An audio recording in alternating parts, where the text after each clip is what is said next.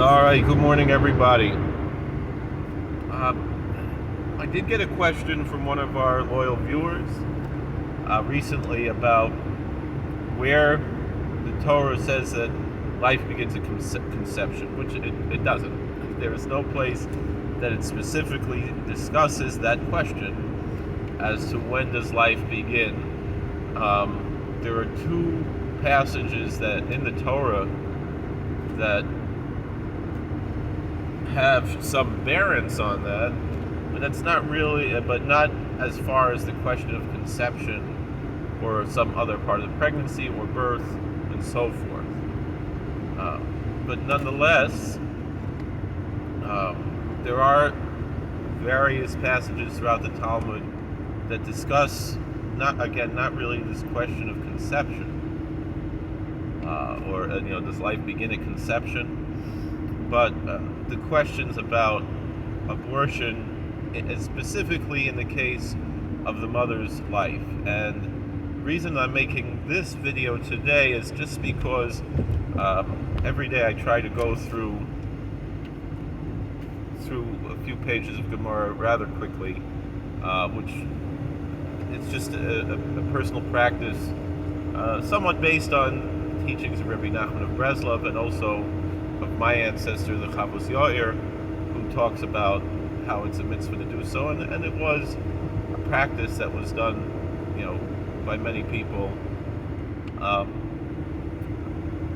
In addition to going through the Babylonian Talmud, which I've already, thank God, finished twice, and I'm more than halfway through a third round, I'm going through the Yerushalmi, the Jerusalem Talmud, which was not written in Jerusalem, was written in Galilee. That's why it's often called the Palestinian Talmud, nothing to do with the current political movement of Arabs from Jordan and Egypt who came to live in Eretz Yisrael when the Zionists started to settle there to work for them. But in any event, and whatever Turkish authorities were living there as well, in any event, that's neither here nor there. As far as I'm not talking about politics here. I'm not a fan of either side there, as far as that's concerned. I think they both are wrong to a certain extent, and there's other ways to solve some of these issues that, personally, to me, make more sense. But again, I'm not talking about Israeli politics right now.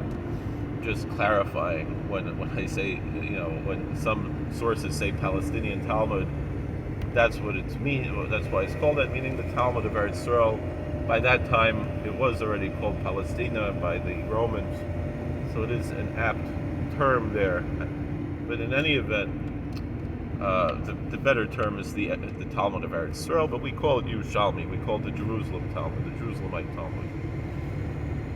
That's the more traditional name. In any event, I have not been through the whole Talmud Yerushalmi, and it's a very difficult text. One of the most difficult parts of the Yerushalmi is the fact that it has a lot of Greek words, which the Bavli does and the Mishnah does, but there's much more use of Greek, written in Hebrew letters in the Yerushalmi, which makes it difficult for many of us to really understand it unless they're words that might be familiar to us because they're loan words in English. Nonetheless, again, why am I bringing this subject up is learning the Yerushalmi on Shabbos, and there came up a discussion about healing, which again, it gives light on things that the Rambam says that, we didn't find in the Bavli, so it shows that the Rambam obviously knew the Yerushalmi very well as well, and he brought a lot of ideas, and two ideas that the Rambam brings in two separate places are both brought out here. So this would be Perek Yudalad Halacha Dalad. So the Jerusalem Talmud is generally divided by the chapter and the Mishnah, even though there is a Vilna version of the Yerushalmi, just like there's a Vilna version of the Bavli that is divided by pages.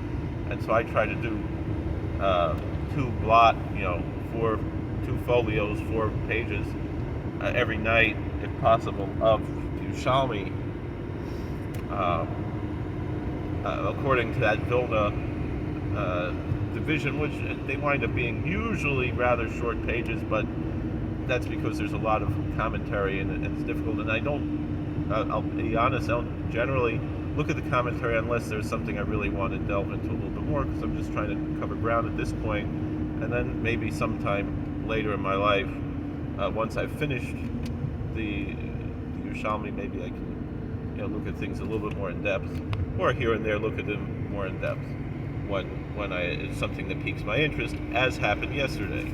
Last night when I was learning this, it came up with the discussion of the very famous Mishnah in Ahalos that talks about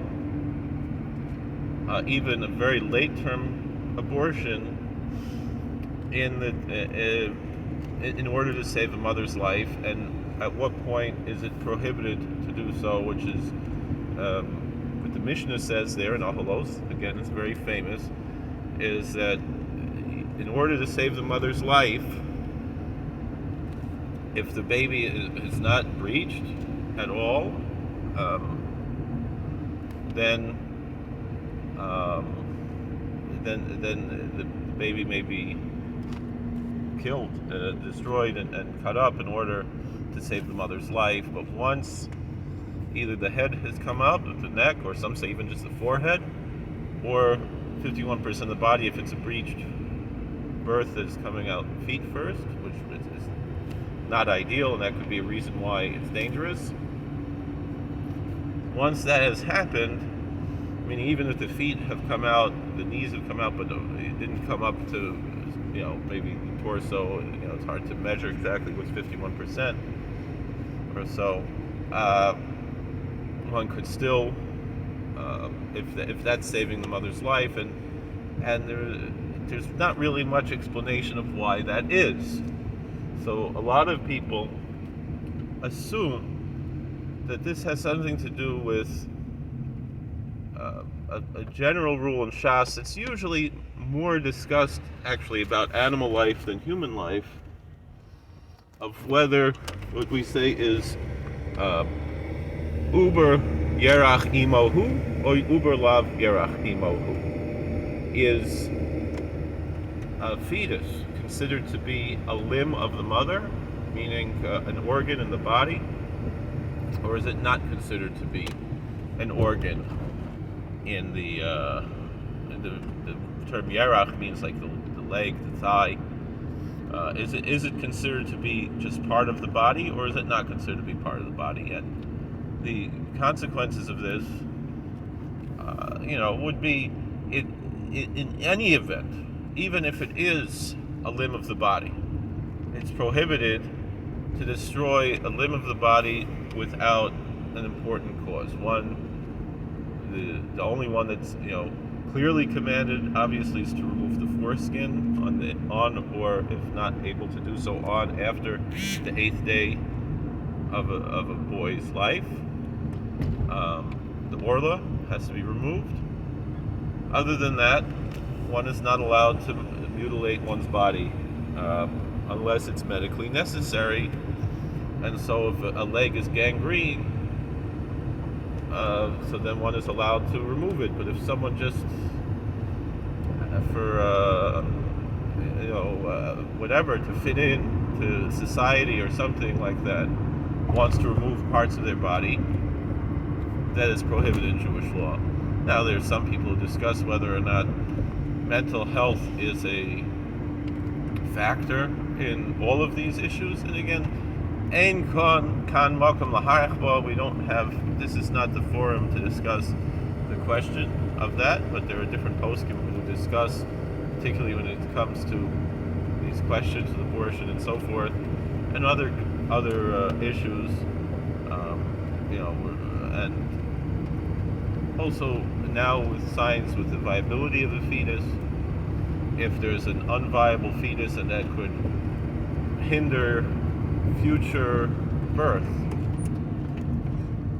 meaning, if someone, if an unviable fetus is not aborted and it could pose a risk to future possibility to have children, future fertility, and it could be seen as some of the fertility treatment. Again, these are different situations in different places. Again, neither here nor there to really discuss, but to abort a healthy baby that is not causing any health risk to the mother, and not even causing any actual viable, arguable mental health risk, meaning make her be suicidal or something else. And there are other issues that could be discussed, which again are neither here nor there. The tshuva from the Na'Dav Yehuda and others. Again, it's not time for us to discuss those questions.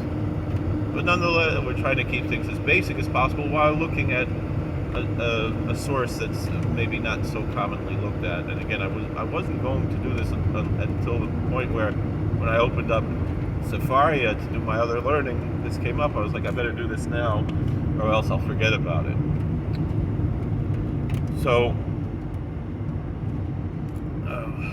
in any event, it's often looked at as that question: is the fetus part of the mother's body, or is it independent from the mother's body? Now, and that it's in the Talmud is a question that is relatively unresolved.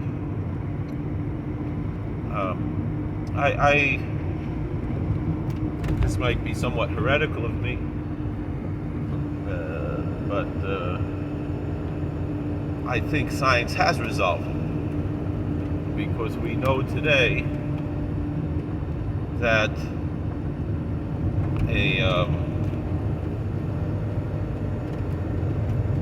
that very soon, very quickly, the DNA of a fetus is unique and different than the DNA of the mother. And that would indicate that Uber Lav Yerach Imohu, from a scientific point of view.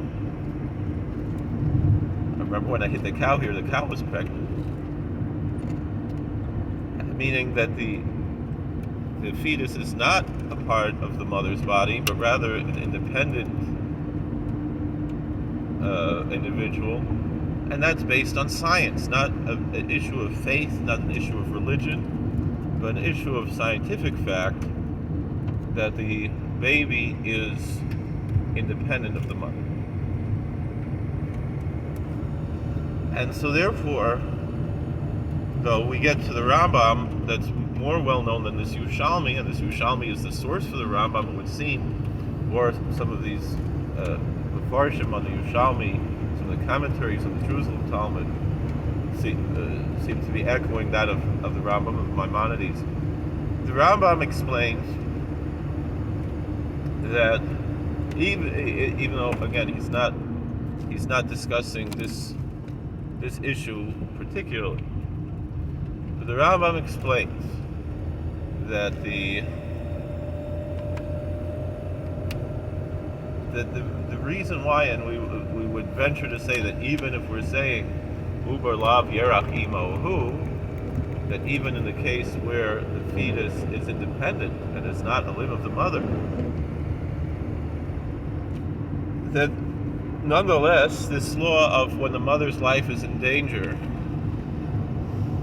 still applies, not in the sense of a gangrene leg that has to be removed to save the life of the soldier who was injured in battle, or some other way that got gangrene. Although now, thank God, they're able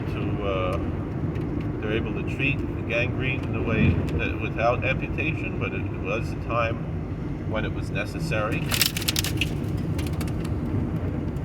But rather than that, we have another idea, and that is the idea of the rodef. That if someone is trying to kill you, you can kill the other person to save your own life. Or if someone is trying to kill someone else, you can kill the person who's trying to kill the other person to save the innocent person's life.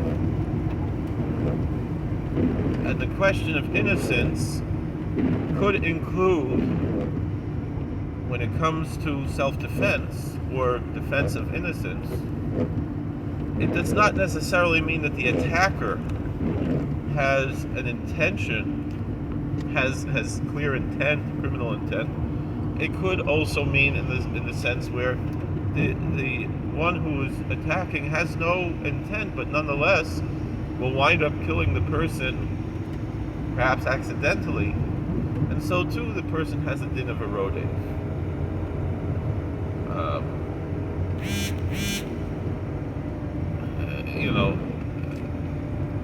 Whether by happenstance or negligence or whatever it is, that intent does not have to be proven in the case of saving life and limb. With that being said, so now we have this other question that is brought, again, two places in the Rambam, of healing, of medical treatment there are three things that one is not allowed to use for medical treatment. That is idolatry, sexual immorality, and murder. So one example of, let's say, murder for the sake of medical treatment would be to take someone's limbs, take someone's organs that will wind up killing the person in order to donate to another person. That would be a time when it's ethically prohibited. We'll stay away from the other two because that's not connected to the subject we're talking about. But it's ethically prohibited to kill one person to save another person, even in the Jewish law. Let's say you're talking about an old person who will die in the next few hours, and to kill them an hour earlier in order to harvest their organs to donate to a young and healthy person, that is prohibited by Jewish law. The question that comes up and is argued under contemporary Jewish law is the status of brain death. Because in order to make a heart transplant, the person must be otherwise alive and be under brain death. And brain death is the question is brain death, or is brain death a terminal? Because there's no return from brain death that we know of in modern science. Maybe at some point in the future that could change. But because under current science, brain death is irreversible, the question comes up, is brain death or not? And again, this is a discussion between the various poskim. And again, there's no place here for us to get into that discussion, but we should be aware that such a discussion exists. And the crux of that discussion is partially of what we're saying here. So Amar B'Chanina Masnisa Amar Kain She'ein Misrapim Mishfichas Domim. So here we'll get to now let's just get to the actual text that we have here. That Rabbi Chanina says that the Mishnah tells us so, and Brisa, and so this is already with authority from the Tanoim, that one of the things that we may never use for medical treatment is bloodshed, murder. Bloodshed, obviously, we mean taking someone else's life in this sense, although sometimes the term shvichus damim could mean other forms of attacking someone, but it's generally understood that where there's injury but not necessarily death. Sometimes, particularly under the rubric of the Sheva Mitzvahs B'nai Noach, the term shvichus damim could mean bloodshed that is not resulting in death, but nonetheless, and that is also part of this question of abortion, particularly under the rubric of the Sheva Mitzvahs B'nai Noach, under the 7 Noahide laws, which things are often judged differently than under the Mosaic Code, that there are slight differences. And again, it's neither here nor there. This is not the time to discuss this, but again, I wanted to mention that in case one is studying that to understand that sometimes these terms have different meanings. But in this case, it's specifically about taking another's life. That something resulting in death. So therefore, one is allowed to, and even encouraged to, donate organs from live donors where there is no death. And so that's something that's very, actually, within the Orthodox Jewish world, there are more kidney donations than any other community that we know of per capita. There are many stories about that. You could Google that. Why? Because a person can live with one kidney, and quite often there are even donations of kidneys just for strangers, within our community. Also parts of the liver, which is an even easier thing to medically, donate, because the liver regenerates itself. You could actually remove just part of the liver and donate a liver very easily, relatively speaking, as opposed to other donations of organs. The question of organ donation from the dead, the main issue is, will it be used, and will it be used certainly in a life or death situation or not? And those questions should be evaluated by a competent posek, and according to the teachings of whichever rabbis you follow, as far as that's concerned. I'm not going to get into this question. I remember there was a conservative rabbi who was saying, the Orthodox, they don't listen to their own rabbis because there are Orthodox rabbis who promote organ donation, and those who, but she failed to mention that, well, no, there's two sides of this argument, and so they're listening. People who have a different view are listening to their own rabbis, and people who have a different view are listening to their own rabbis. There's a lot of diversity, specifically in a lot of these controversial issues within the Orthodox world, and we are not a monolithic body. Again, we were talking about the Rambam, about Maimonides, and so there's a lot of arguments between the Rambam and the Ravid.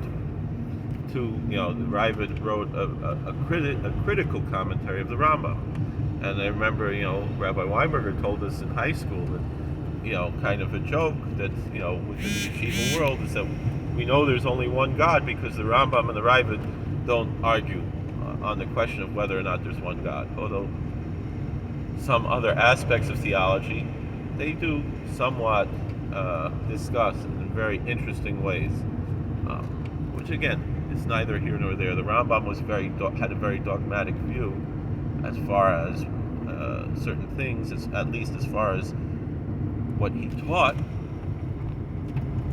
and yet sometimes he himself is accused of not even believing his own dogmas and all the controversy that goes in there. Again, this is not the place. We're already 24 minutes in and haven't gotten to the meat and potatoes of what we want to discuss, but I wanted to get into a lot of these questions here. But the main thing that we have here is that you do not heal with murder, with shvichus damim, with bloodshed. this Hanin Saman, and we're learning this from the Mishnah again, and how the Yerushalmi views this Mishnah, because we said the Mishnah says this. Well, which Mishnah says that you do not heal with bloodshed? And it's not this Mishnah here in Shabbos, but rather the Mishnah that we were talking about in Oholos. And the Mishnah that teaches this, Yatzaru b'yeinak imbai she'ein doichin nefesh mivnei nefesh. Again, that very famous Mishnah in Oholos says, if the majority of the baby's body came out, you don't touch it. You don't touch the mother. You don't touch the baby, because you do not push away one life for another life, one soul for another soul. But it's not talking here in the theological issues of the soul. Here, nefesh means life. Nefesh really just means life force, kind of similar to what in the Eastern traditions they talk about chi, which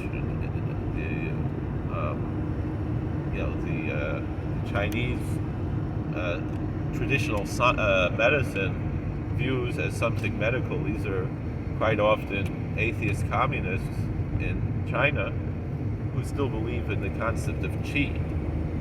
And so it's not even really a theological issue. And that this is, again, through us who are monotheists, we have this term nefesh throughout Scripture and throughout our traditional writings, our traditional texts. And the term nefesh really just means life, not in the sense of chai, in the sense of being alive, but it's the life itself. Life as a verb. Life as a noun, but of course life not as an abstract noun as much as could be chai, although chai could also really just be an adjective. And forget I said verb. I'm sorry, I made a mistake there. Although chai could be a verb, nefesh is not a verb. Nefesh is always a noun. Chai could be a noun, an adjective or a verb, whereas nefesh is a noun.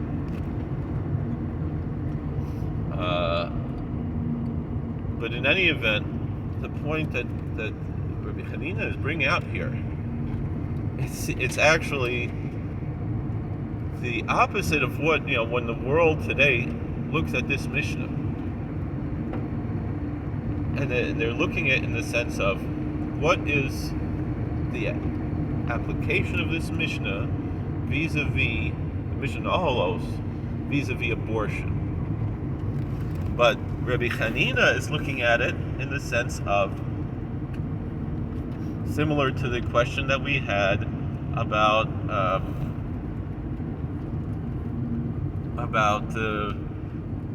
live organ donations, and again, even to heart transplants and brain death. It comes into that question. What exactly are we talking about here? All right, we've got this turn. This is a difficult turn, so I think once we get on this road, I can look at the text a little bit more. And the question of medical treatment, it almost goes as far as to saying that aborting a healthy, viable fetus from a healthy mother is no question that it's prohibited. And so this nonsense that we're seeing from liberal groups that have broken away from Judaism, that are claiming that somehow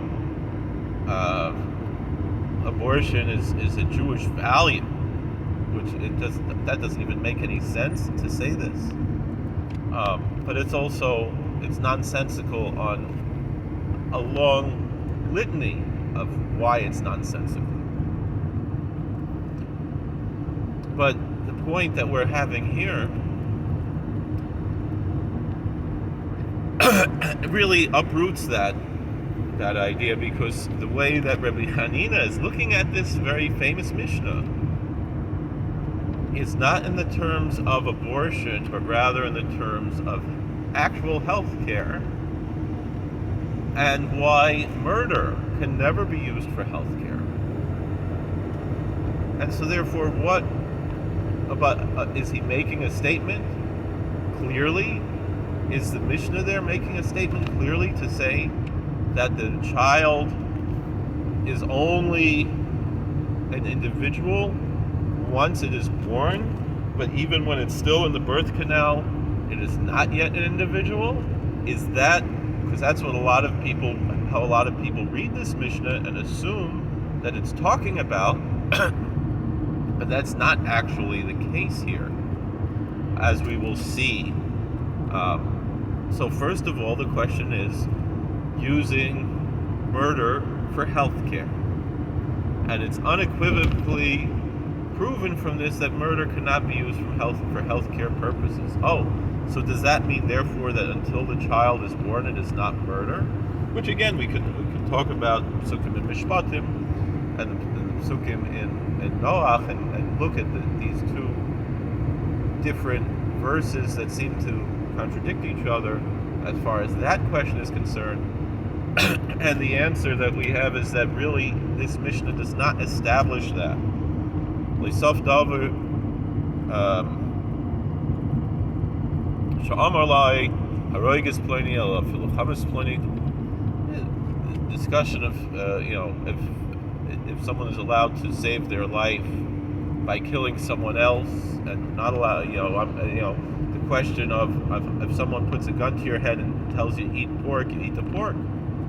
If someone puts a gun to your head and says kill this guy or else I'm going to kill you, you have two choices. Either you let yourself be killed, or you kill the guy who's trying to kill you. You do not kill the innocent person. But then we have, again, right? Reuben tells Simeon to kill Levi. Reuben tells Shimon to kill Levi. Right? So Simeon is not allowed to kill Levi. That's clear and obvious. So either Simeon can let Reuben kill him, or Simeon can kill Reuben in self-defense. As opposed to in the other case, if he's going to say, well, I'm going to be extra pious and not eat this pork, and Reuben kills Simeon, if it's the case of the pork, except Shasa Shmad, and again, there's exceptions to everything. We're just talking in general terms, then he is not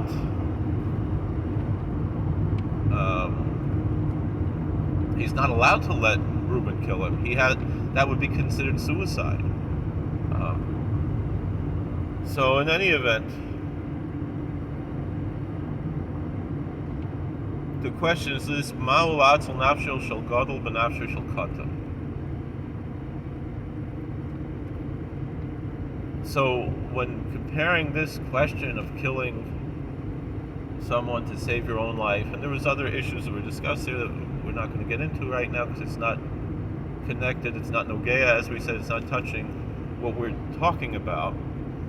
So the question is, so what about to save the life of an adult through the life of a minor? By killing the minor, you're saving the adult. What is the halachic ramifications there? So Hasav Rabbi Yirmiyah, Rabbi Jeremiah, he answers back, well, we know what the Mishnah says.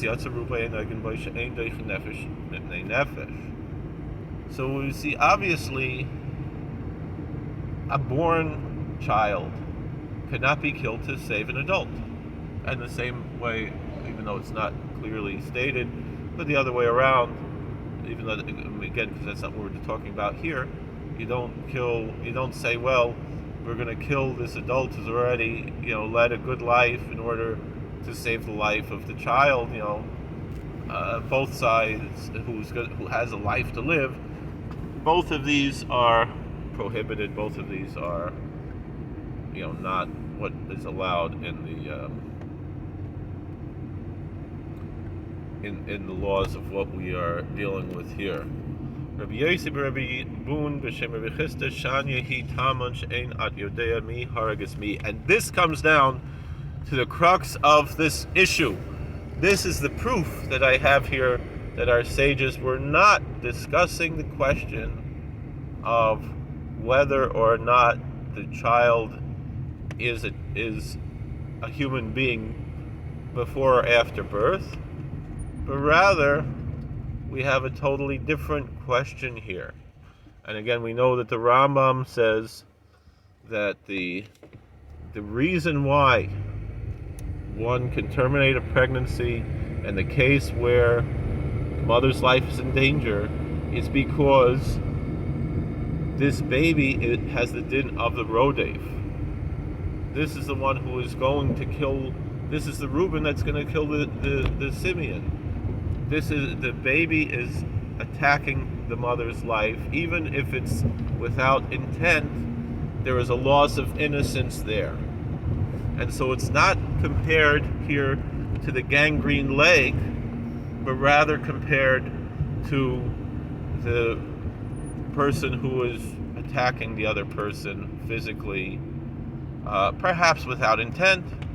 You know, we could perhaps maybe compare it to a mentally ill person who's attacking someone, and to act in self-defense when absolutely necessary. You know, I mean, I work in both a prison and a mental institution, and we were trained in self-defense in both. And in both cases, we make it clear that this is never offensive, this is always defensive. And in one case, we were much more defensive than another, depending on the mental state of the attacker, you know, meaning how much do we blame them. But still, nonetheless, when it is absolutely necessary, everyone agrees, but just the question is, when is it absolutely necessary? But then we do it, you know, a court of law will always have to go to court and figure out what is going on here. It's not going to be you know, just because you say so. You're not going to get out of this without any judgment being taken on the case. But what we're saying here is that even in this case where before the child is born,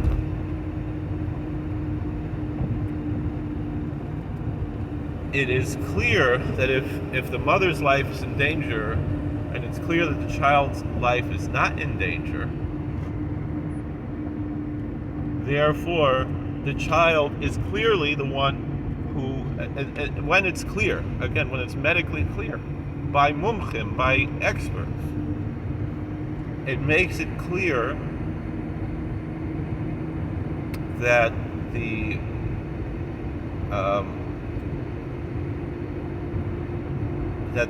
mother's life is in danger and the child's life is not in danger, which therefore makes the child the rodef in that case, even though obviously there's no intention there. It's a happenstance, but it's an unfortunate one. And so therefore, since that child has lost his innocence, his or her innocence in the womb, and there's clarity of that because the danger is to the mother and not to the child, based on the medical opinion of the physicians who are taking care of this case.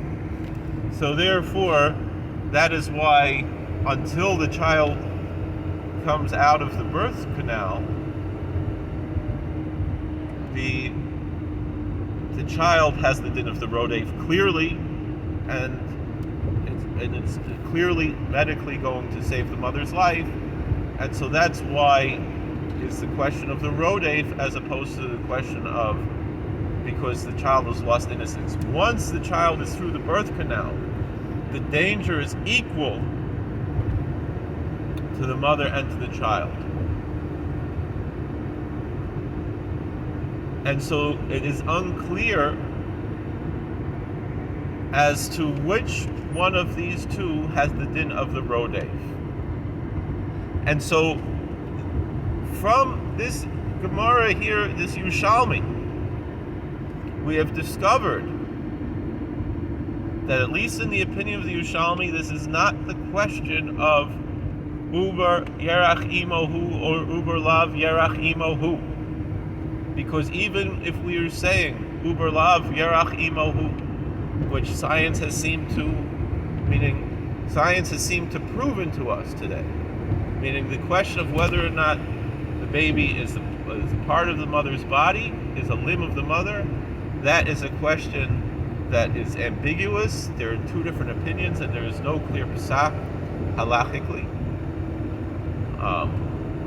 Science has proven that sexual reproduction, uber lav yerach imohu, that the fetus is not a limb of the mother, very quickly in the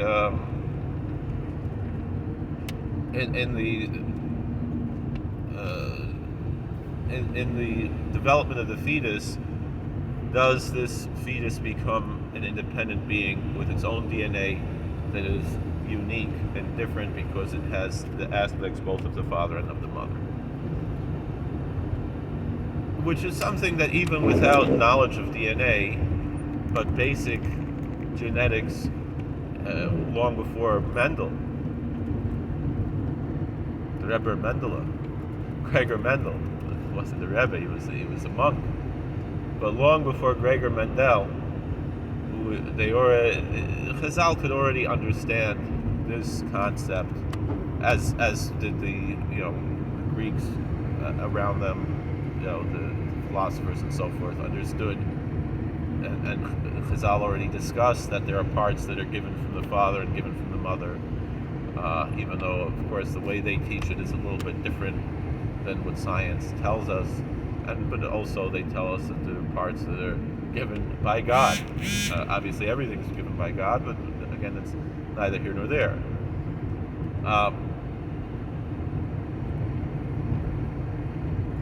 But the point that I'm bringing this up is, and the commentaries discuss this, but I don't even need to look at the commentaries. And we don't have to look at the next Gemara because that's talking about healing through Avodah Zarah. But in any event,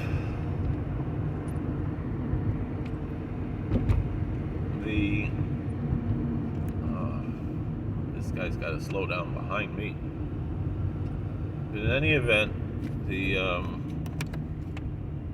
point that we're bringing out here is that it is not the question of whether or not the fetus is independent or not, but rather it's the question: is this guy turning or what's he doing? But rather it's the question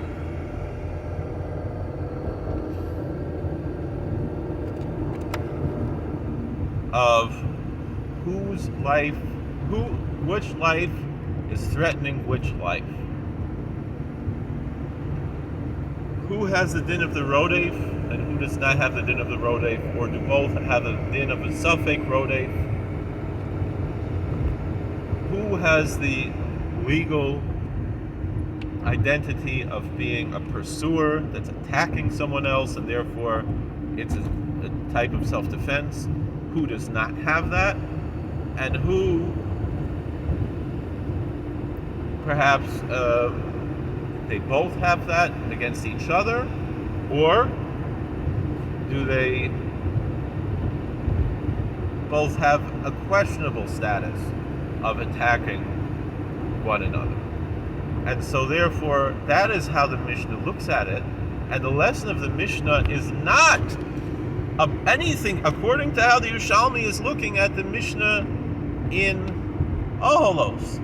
It has nothing to do with the question of the status of the fetus as independent or not, but rather the status of the fetus as a pursuer and the question of self-defense or not self-defense.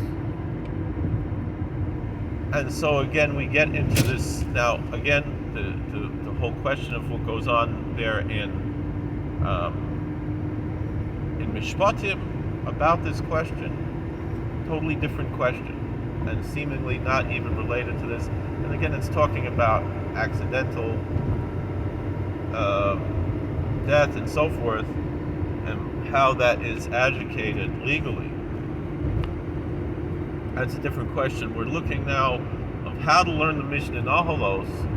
The Mishnah Nahalos is not talking about the question of as far as the Yerushalmi looks at it, it's not looking at the question of Uber Yerachimo who, Uber Lav Yerachimo who, but rather the Mishnah is looking at the question of who has the Din Rodev, who does not have the Din Rodev, who has a suffix of a Din Rodev, and therefore, and actually, what the Yerushalmi sees the lesson of that Mishnah in Ahalos to be is the din of Ein Misrapim B'Shvichus Damim, that we do not treat